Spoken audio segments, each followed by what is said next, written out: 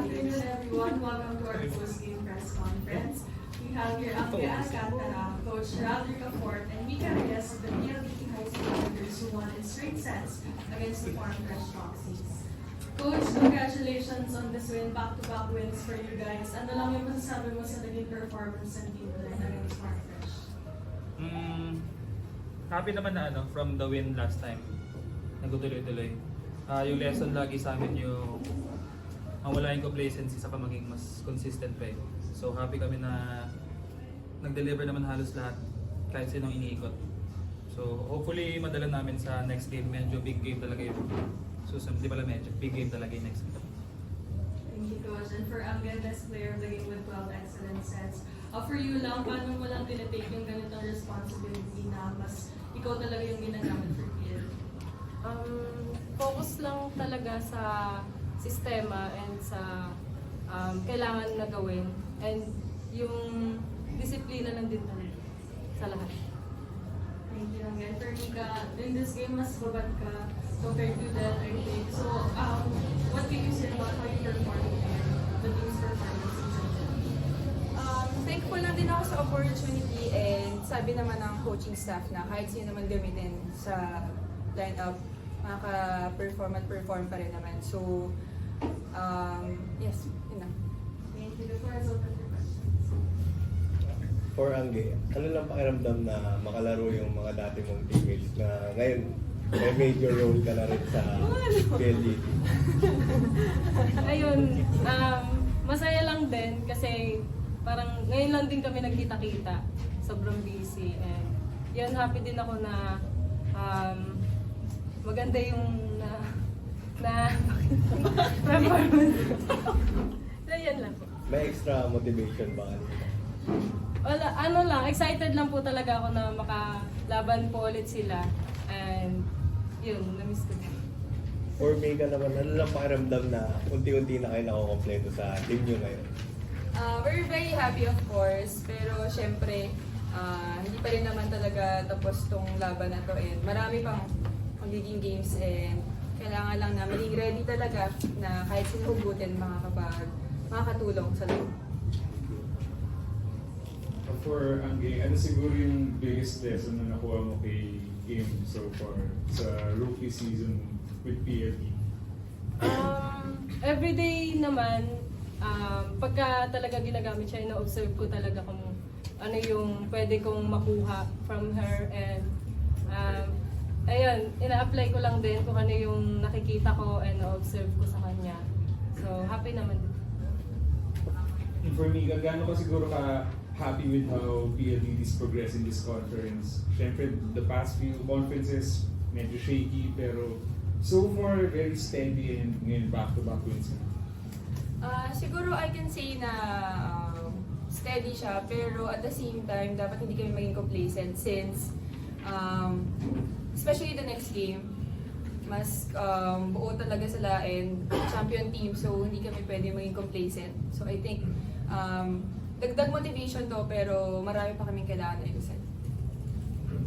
Okay, since nag-start yung conference, ikaw na ay lead setter, so ayun na, kamusta lang yung pag-adjust mo ngayon into this bigger role, and ano pa yung nakikita mo na dapat i-improve pa sa Aware naman ako na marami pa akong dapat na i-improve sa sarili ko, especially sa skills, and yun. Tapos, Gugulo si coach. Sorry. Hindi makasagot. gulo. Ano po yun ulit? Next. ano pa yung nakikita mo dapat i-improve mo since mag-start ka na maging lead setter ng PLDT? Siguro yung decision making pa, saka yung pag-distribute ng tama sa mga spikers, and yung connection kailangan pa talaga mag-build.